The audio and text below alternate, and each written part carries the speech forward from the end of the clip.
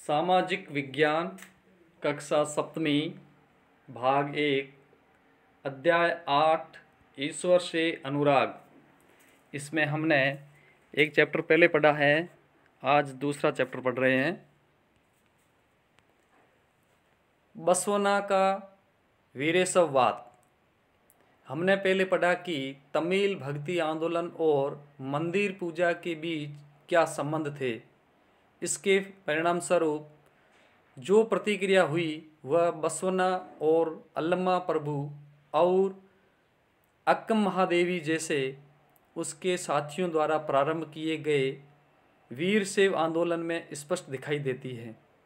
ये आंदोलन 12वीं शताब्दी के मध्य में कर्नाटक में प्रारंभ हुआ था। ये एक प्रकार का आंदोलन था जो 12वीं शताब्दी में और कर्नाटक में इसको प्रारंभ किया गया है। वीरशैवों ने सभी व्यक्तियों की समानता के पक्ष में और जाति तथा नारी के प्रति व्यवहार के बारे में ब्राह्मणवादी विचारधारा के विरुद्ध अपने प्रबल तर्क प्रस्तुत किए। इसके अलावा वे सभी प्रकार के कर्मकांडों और मूर्ति पूजा के विरोधी थे। जो ये मत प्रारंभ हुआ है, जो ये आंदोलनकारी हुई है 12वीं शताब्दी में, तो इन्होंने इस मूर्ति पूजा का विरोध किया है और ब्राह्मणों का भी विरोध किया जो ब्राह्मणवादी थे। ऐसे उन विचारधारा का इन लोगों ने विरोध किया है और कर्मकांडों को भी ये नहीं मानते थे। इस प्रकार से ये एक प्रकार का मत शुरू हुआ। महाराष्ट्र के संत 13वीं से 17वीं शताब्दी तक महाराष्ट्र में अनेक संत कवि हुए, जिनके सरल मराठी भाषा में लिखे गए गीत आज भी जन मन को प्रेरित करते हैं। तो महाराष्ट्र में जो संत हुए हैं 13वीं से 17वीं शताब्दी के बीच में जितने भी हुए, उन्होंने वहाँ मराठी भाषा में, महाराष्ट्र में मराठी भाषा चलती है, तो वहाँ उस समय जो गीत है, भजन है, जो प्रत्येक जन जन के मन में प्रेरित हो, ऐसे उन लोगों ने गाए हैं और भक्ति की है। तो उन संतों में विशेष सबसे महत्वपूर्ण थे ज्ञानेश्वर, नामदेव, एकनाथ और तुकाराम तथा सखुबाई जैसी स्त्रियां तथा चोखा मेड़ा का परिवार। तो इसमें पुरुष भी थे और इसमें स्त्रियां भी थी। जो स्पर्श से समझी जाने वाली महार जाति का था। भक्ति की ये क्षेत्रीय परंपरा पंढरपुर में विठल विष्णु का एक जो रूप पर और जन मन के हृदय में विराजमान व्यक्तिगत देव जो ईश्वर कहते हैं संबंधी विचारों पर केंद्रित थी। इन संत कवियों ने सभी प्रकार के कर्मकांडों, पवित्रता के ढोंगों और जन्म पर आधारित सामाजिक अंतरों का विरोध किया। तो ये जो लोग हुए, कवि हुए, संत हुए, साधु हुए, इन्होंने कर्म कांडों पर भी जो ढोंगी है, ऐसे जन्म पर आधारित है या सामाजिक आधार पर है, इन अंतरों का लोगों ने सबने मिलकर इसका विरोध किया। यहाँ तक कि उन्होंने सन्यास के विचार को भी ठुकरा दिया और किसी भी अन्य व्यक्ति की तरह रोजी रोटी कमाते हुए परिवार के साथ रहने और विनम्रतापूर्वक जरूरतमंद साथी व्यक्तियों की सेवा करते हुए जीवन बिताने को अधिक पसंद किया। तो इन लोगों ने बाकी जो कर्मकांड, ढोंगी ऐसे हैं, उन सबको छोड़कर जो रोजी रोटी कमाते हैं, अपने परिवार के साथ रहते हैं, जो विनम्रतापूर्वक, जो जरूरतमंद साथी व्यक्तियों की जो सेवा करते हैं, ऐसे जीवन बिताने को उन लोगों ने अधिक पसंद किया और प्रचार प्रसार किया। उन्होंने इस बात पर बल दिया कि असली भक्ति दूसरों के दुखों को बांट लेना है। इससे एक नए मानवतावादी विचार का उदय हुआ। जैसा कि सुप्रसिद्ध गुजराती संत नरसिंह मेहता ने कहा था, वैष्णव जन तो तेने कहिए और पराई जाने।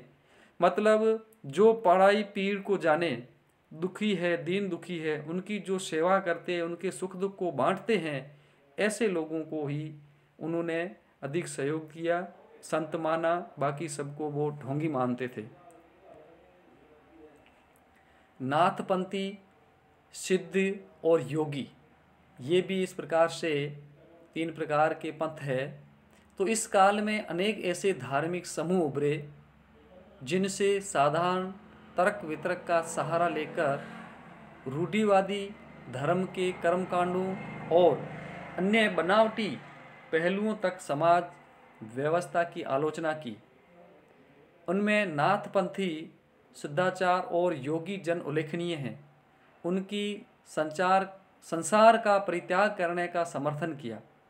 उनके विचार से निराकार परम सत्य का चिंतन, मनन और उसके साथ एक हो जाने की अनुभूति को ही मोक्ष का मार्ग है।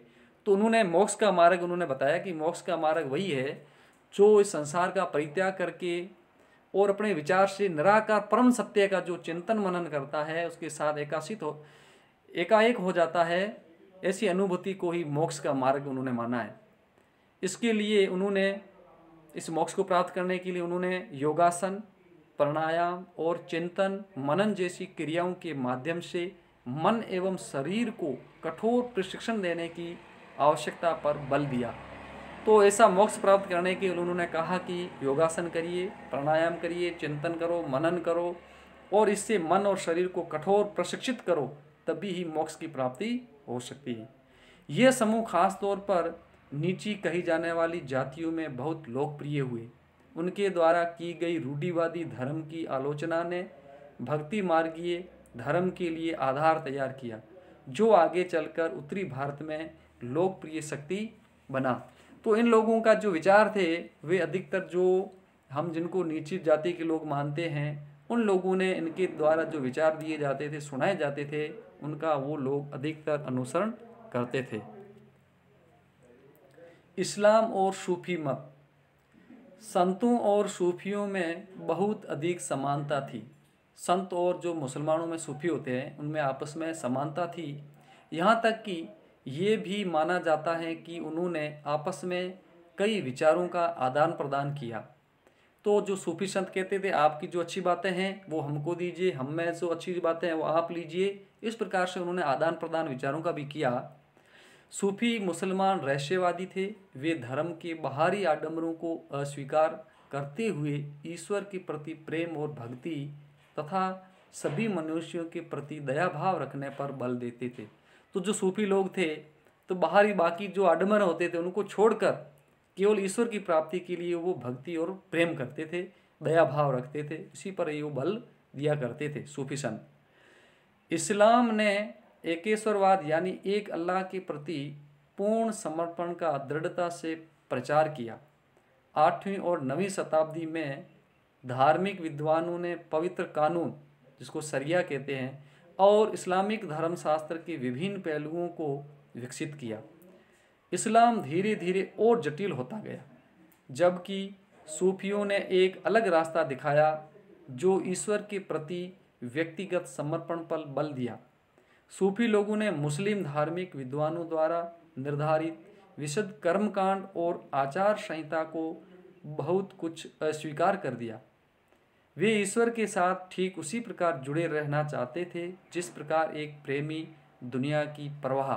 तो कहने का मतलब ये है, जो ऐसे कट्टरवादी होते थे, जो अधिक धार्मिक की ऐसी शिक्षा वगैरह देते थे, जो अपने आप को विद्वान मानते थे, ऐसे कर्मकांडों से वो सूफी संत दूर रहते थे और उनका समर्थन नहीं करते थे।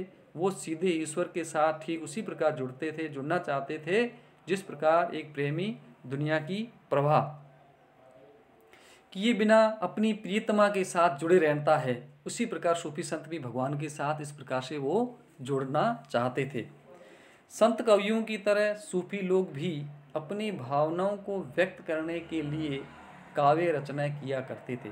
जिस प्रकार संत लोग गीत, भजन, काव्य रचना ऐसी करते थे, उसी प्रकार ये सूफी संत भी ये भी काव्यों की रचना भी करते थे, लोगों को सुनाने के लिए, अपनी बात को रखने के लिए।